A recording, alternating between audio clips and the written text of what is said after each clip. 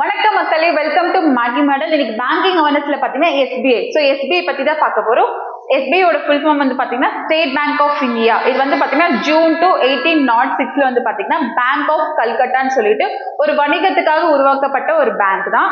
So இதுல வந்து 1921ல வந்து பாத்தீங்கன்னா இம்பீரியல் பேங்க் ஆஃப் இந்தியான்னு சொல்லிட்டு உருவாக்கப்பட்டது. ஸோ 1955ல வந்து பாத்தீங்கன்னா இது இந்தியன் கவர்மெண்ட் வந்துட்டு கையகப்படுத்தியதுனால வந்து பாத்தீங்கன்னா ஸ்டேட் பேங்க் ஆஃப் இந்தியான்னு சொல்லிட்டு இதுக்கு பெயர் மாற்றம் செஞ்சாங்க. ஸோ இதோட தலைநகரம் எங்க இருக்குன்னு பாத்தீங்கன்னா மும்பைல இருக்கு. ஸோ பிரசன்ட் சேர்மன் பார்க்கும்போது திரு சலா ஸ்ரீனிவாசுலு ஷெட்டி.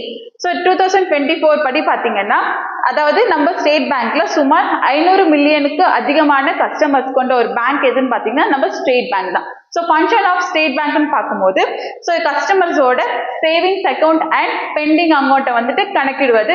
அதே மாதிரி வந்து பாத்தீங்கன்னா வெளிநாட்டு பரிவர்த்தனைகள்.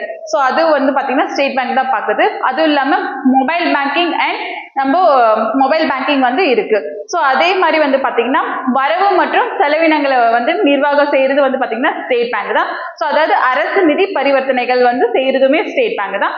அதே மாதிரி வந்து பாத்தீங்கன்னா கல்வி, வணிகம், அதாவது வீடு மற்றும் விவசாயத்துறைக்கு வந்துட்டு லோன் வந்து ப்ரொவைட் பண்ணுது. ஸோ இந்த வீடியோ பிடிச்சிருந்தா லைக் பண்ணுங்க, ஷேர் பண்ணுங்க, மறக்காம நம்ம சேனல் வந்து சப்ஸ்கிரைப் பண்ணுங்க. தேங்க்யூ.